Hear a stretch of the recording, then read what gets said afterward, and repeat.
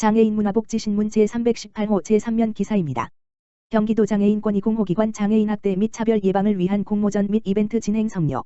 경기도 장애인권익공호기관 관장 송남영 이하 경기공호기관 장애인복지법 제59조의 11 및 경기도 장애인 인권 증진에 관한 조례 제12조에 따라 설치된 기관으로 경기도 장애인에 대한 학대 및 차별을 예방하고 현장 조사와 응급조치 등 피해를 입은 장애인을 사후 지원하기 위한 전담기관이다. 경기공호기관은 지난 2021년 12월 10일부터 12월 21일까지 장애인 학대 및 차별 예방 아이디어 공모전, 이하 공모전, 및 온라인 컨텐츠 공유 인증 이벤트, 이하 이벤트를 진행했다.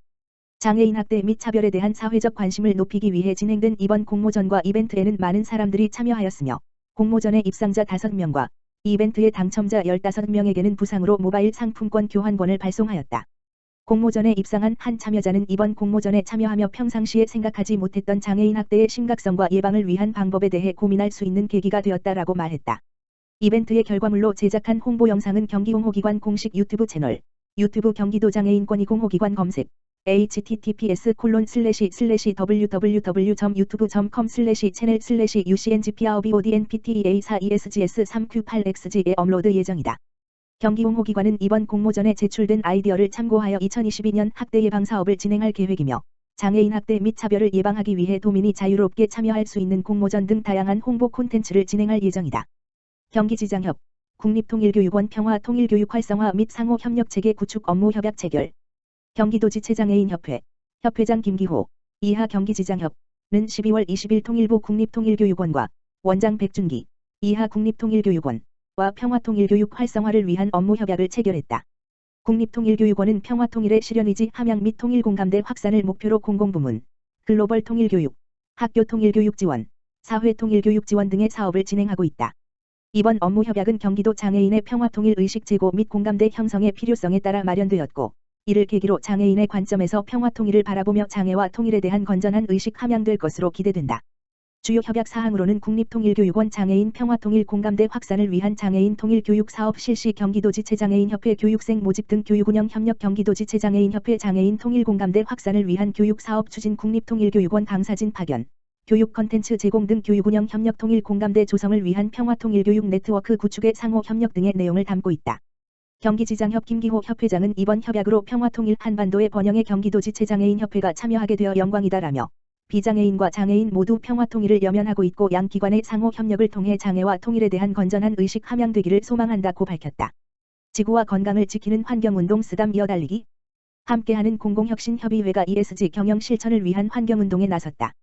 한국장애인개발원, 원장 최경숙, 이하 개발원 등 6개 공공기관이 참여하는 서울 소재 공공기관 혁신 네트워크인 함께하는 공공혁신협의회는 지속가능한 친환경 경영 실현의 일환으로 지구와 건강을 지키기 위한 일석이조 환경운동인 쓰담 이어달리기를 실시했다고 23일 밝혔다.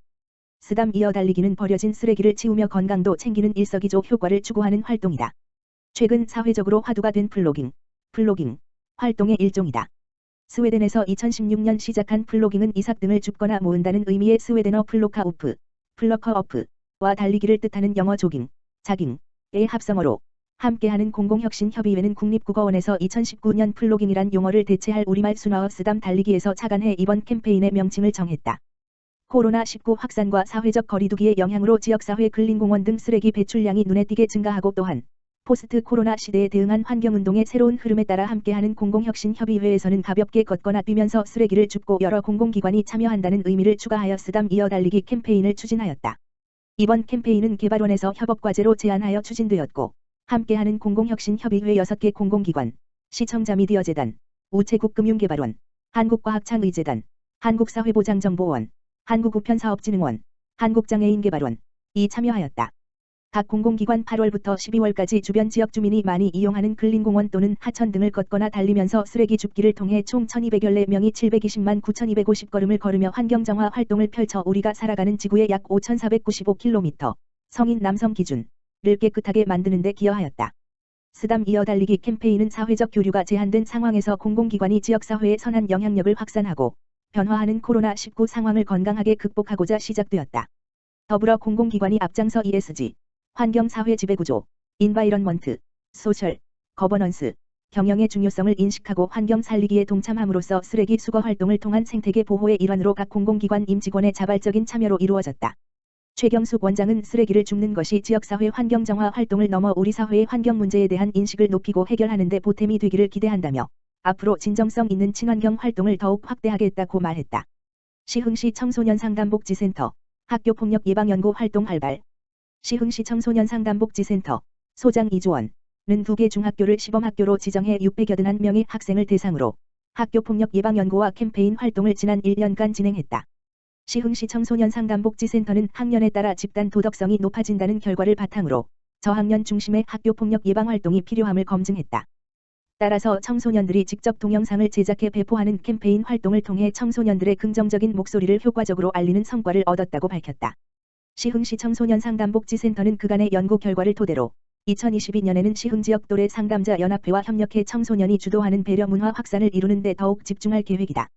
한편 청소년 개인 상담, 부모교육, 위기지원 등 활발한 상담복지 활동을 전개하는 시흥시 청소년 상담복지센터는 청소년 및 보호자, 지도자가 편리하게 이용할 수 있다. 광주시 2022년 출생아부터 첫 만남 이용권 200만원 지급. 광주시는 올해부터 출생한 모든 아동에게 1인당 200만원의 첫 만남 이용권을 지급한다고 7일 밝혔다. 첫 만남 이용권은 출생 초기 아동 양육의 경제적 부담 경감과 국가 사회적 책임 강화를 위해 마련됐으며 2022년 1월 1일 이후 모든 출생아에게 200만원이 지급된다. 아울러 기존 광주시에서 시행 중인 출산장려금, 첫째아 30만원, 둘째아 50만원, 셋째아 이상 100만원, 사업 또한 이전과 같이 유지해 지원할 예정이다. 아울러 제4차 저출산 고령사회 기본계획 중 영아기 집중투자 계획에 따라 1922년 1월 1일 이후에 출생아에게는 일시금 200만원이 지급되는 첫 만남 이용권과 함께 만 23개월 미만까지 월 30만원씩 영아수당도 지급된다.